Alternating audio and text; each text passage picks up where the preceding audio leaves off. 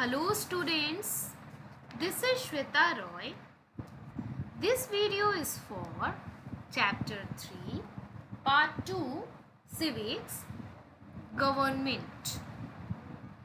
In this video, we are going to discuss about types of government, features of democracy, the suffragette movement, the anti-apartheid struggle, the case in India. These are the case studies. And next we have levels of government. So these are some of the very important topics which we are going to discuss in this video.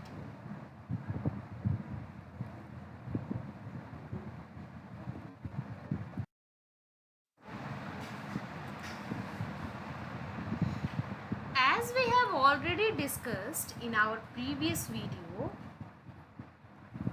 that a government is an institution that makes political decisions to run a country.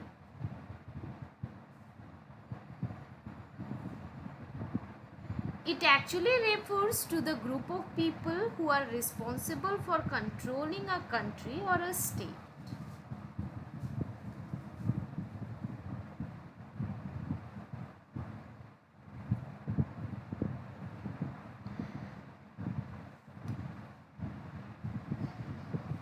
Now here we will discuss about types of government. So there are three main types of government or forms of government. They are monarchy, democracy and dictatorship. So first we will discuss about democracy. Now democracy is a form of government in which people are supreme. In democracy, it is the people who give the government the power to make decisions and enforce laws. And how they do this? They do this through elections. In this, electors vote for the government. There are a number of political parties, and from that political parties, the people elect their government. They vote for that particular person who is standing in the election. There are people who stand for the election, so the people vote for the particular person or the candidate who is standing in the election, and like this they elect them. Now that elected person, they form the government. In this system, in democracy, the government is directly responsible for the people. Whatever they are doing, they have to explain its actions to the people. Also, they have to defend its decisions. So here people can ask a question to the government, and the government have to answer why they are doing so, what actions they are taking, why they are taking such actions. Everything needs to be explained. The people can question them. They have right to question the government. Now most of the countries in the world now have a democratic form of government. Like in India we all have democracy. In America also there is democracy. So there are most of the countries which have democracy form of government. Next we have monarchy. Now in monarchy what happens? The head of the royal family is the head of the nation. And the monarch or the king or queen will be succeeded by his or her closest relative in hereditary succession. Mostly it is done by the eldest son. That means the eldest son of the king or queen will be the next king or queen. It goes like this. Now in this system what happens, the monarch takes decisions and monarch runs the government, and they do this with the help of small group of ministers or advisors. Now in this form of government, the king or queen or the monarch do not explain their actions or defend their decisions to anybody. In democracy what was there? The people can ask the government and the government has to explain their actions or defend their decisions. But here in monarchy it is not there.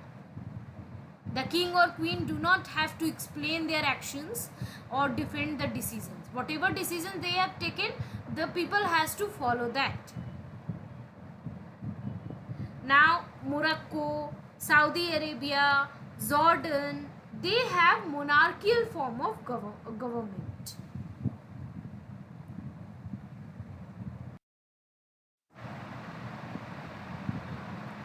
Next we have dictatorship. And in dictatorship people have no rights. They don't have any rights, and all the powers rest in the hands of one man. There is a single ruler with absolute powers. And most of the time the dictators gain power either through a military takeover or by seizing leadership from an existing ruler. Now in this system what happens? The citizens cannot raise any questions about the government or the how the government is functioning. No citizen has right to raise any kind of question. The dictator is having the whole power, absolute power. He is the single ruler and he is having the absolute power. Whatever decision he takes, everyone has to follow. There is no right for the people. Now a citizen is not the master of his fate, but it is always at the mercy of the dictator. So here you can see the citizen is having the pathetic condition in this form of government. For example, you can see General Pervez Musharraf of Pakistan and Saddam Hussein of Iraq. They are the example of dictators.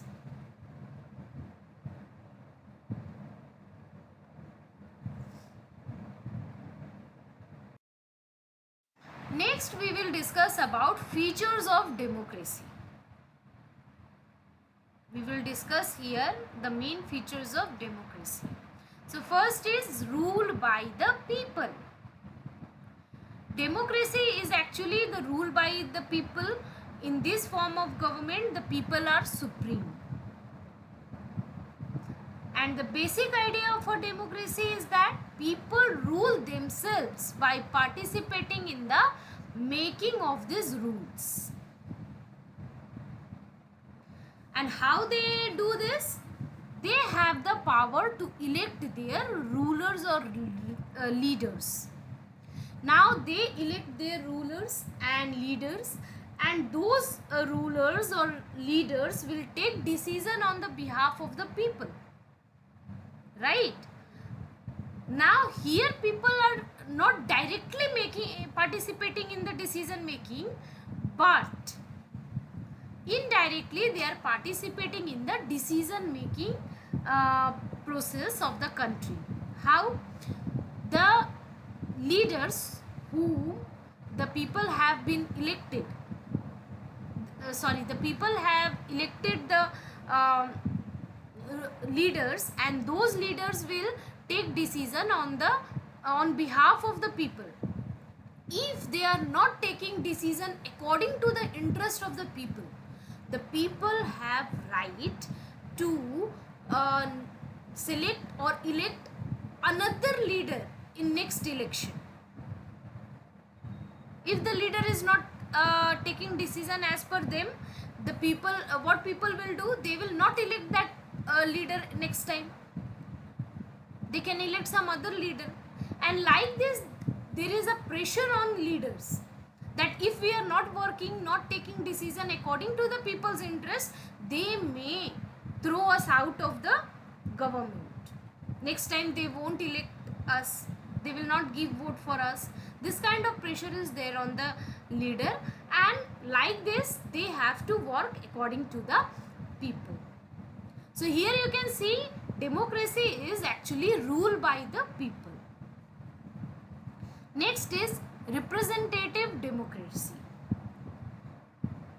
Democracy usually meant as a representative democracy. As I already told, in this form of government, people do not participate directly in the government, right? They choose their representative through the election, and these representatives will sit together and make decision for the entire population of country. Also, they have to keep the interest of the people in mind, right, when they are making the laws. Next is universal adult franchise, and this means that all adults in the country are allowed to vote. Now this is an essential feature of a democracy. No government can claim itself to be a democratic government without allowing all adults to vote. Now, in earliest democracies of the world, only men who had certain level of property and education were allowed to vote. That means the women, the poor people, the uneducated persons, they were not allowed to vote. Only the people who are having certain level of property, the education, they were only allowed to vote. But now no country can claim themselves as democratic country without allowing all adults to vote. So by this universal adult franchise, all adults in the country are allowed to vote. Now in India, the age of vote is 18 years or above. A person who is of 18 years or above can vote.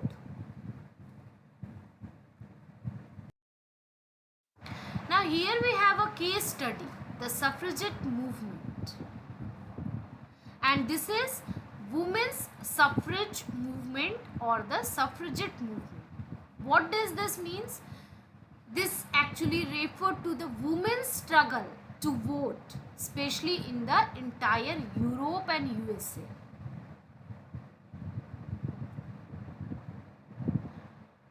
Now this movement is called women's suffrage movement because suffrage means right to vote.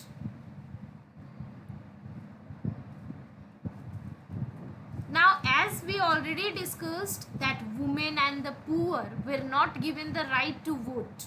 For a long time they were not allowed to vote. And why? Because some of the stereotypes and prejudices were responsible for this. We have already read about what is stereotype or prejudices. So we have some of the common stereotypes or prejudices in our country, like women are physically and mentally weak. They are not capable of making decisions. These kind of stereotypes were there, and because of this, the women and the poor people, they were not allowed to vote. Now the women started movement for this in 1848 in America. In Britain, this started in 1870s, but the movement got its momentum during the First World War. Now, during the war, when men were fighting outside, the women proved their capability of making decisions. Men were fighting outside, and during the movement, the suffragettes changed themselves to railing.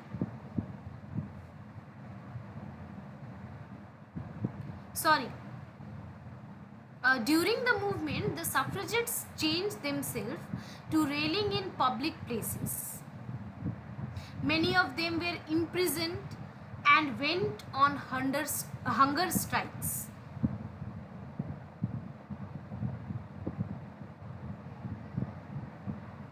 And like this, the women got the right to vote in New Zealand in 1893, in Australia in 1902, in USA in 1920, and in UK in 1928.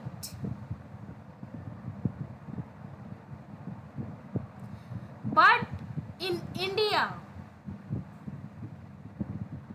in its first general election, which was held in 1952,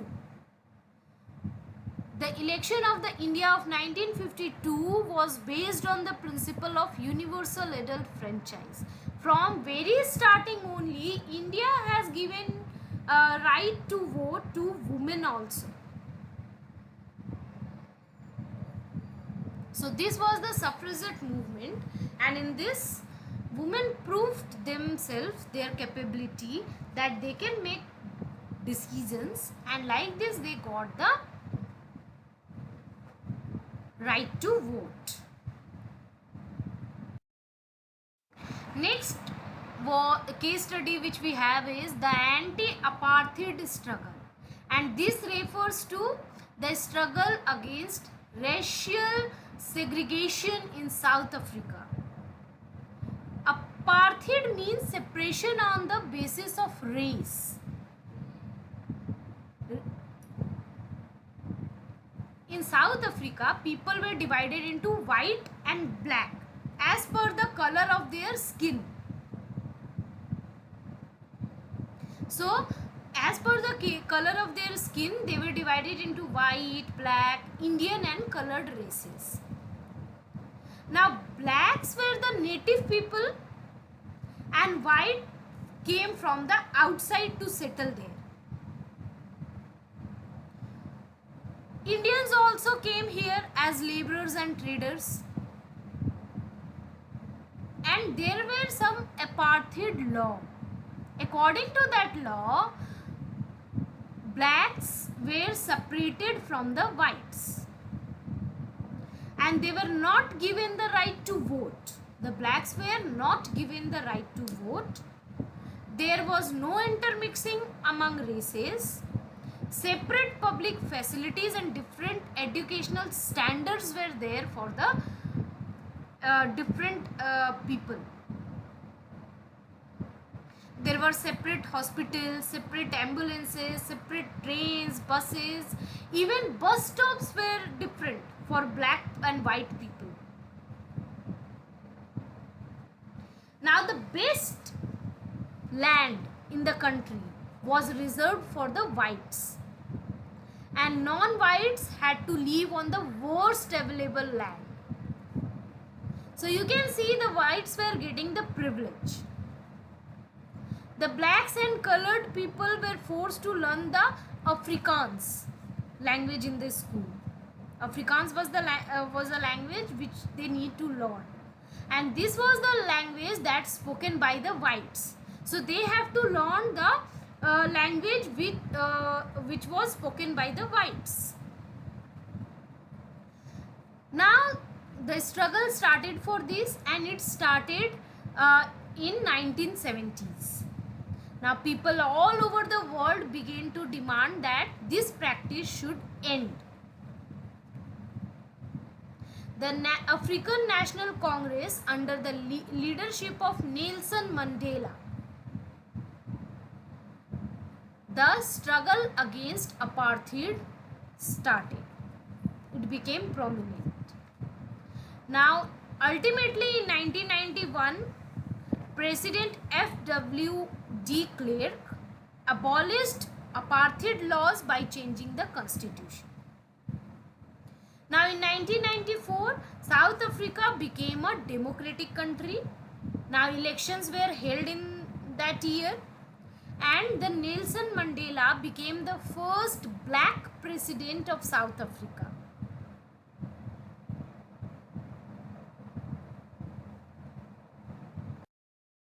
Case study we have of India. So before independence, India also witnessed discrimination on certain basis. Only a small minority was allowed to vote.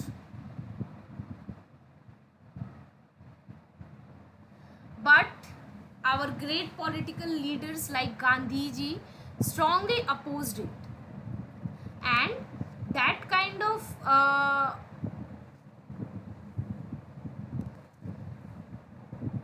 laws will create a form of discrimination, right? If certain group of people will get the privilege, obviously there will be a discrimination. So Gandhi ji rightly demanded that every adult in India should be given the right to vote. Only a small minority cannot have the right to decide the fate of majority. Now the person who honestly works day and night should not be deprived of voting for the crime of being a poor man. If a person is poor, that is not a crime, and on that basis he cannot be deprived of voting, right? So like this, everyone should get the right to vote. Only a small group of people cannot make decision for a large number of people or for the whole country. So everybody or each community has her own peculiar problems, so he or she has the right to choose his or her representative. Actually, India cannot be true democracy if women, poor and uneducated are deprived of voting, because this type of people cover more than 75% of the total population, especially underdeveloped or developing countries. So if our 75% of population is women, poor and uneducated people, we cannot ask 25% of people to take decision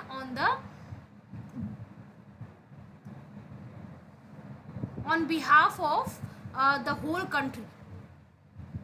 That will not be good, because different people will have different problems and they may understand better their problems, and for that they can elect their representatives. Now we have levels of government. As you know, government has a lot of jobs to do, so it works on different levels. First we have local levels. So the government in village, town or locality is known as local levels, and they deals with the problems faced by the local people. Like we have panchayati system, Jila Parishad, municipal committee, municipal corporation. These are all the local form of government. Then we have state level. The government at the state level is called the state government.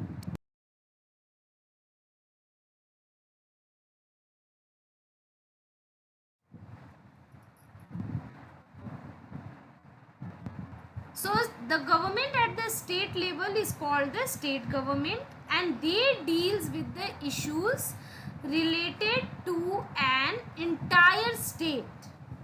For example, Delhi government, Bihar government. So we have government on the state level, and in every state, here you can see the political map of India. So different states of the India can be seen in this. In different states we have different government.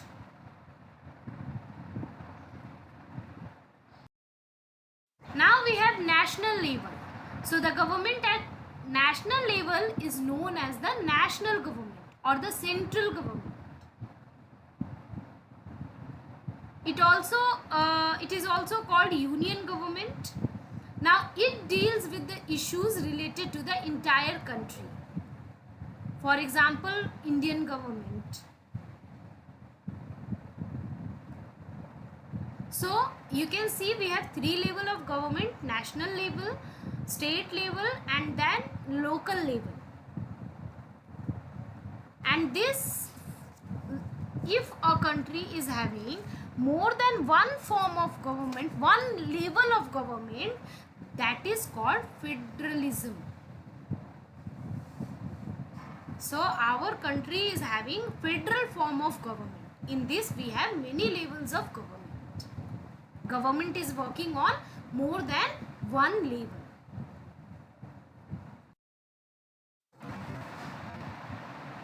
I hope you all understood all the topics taught in this video. Thank you.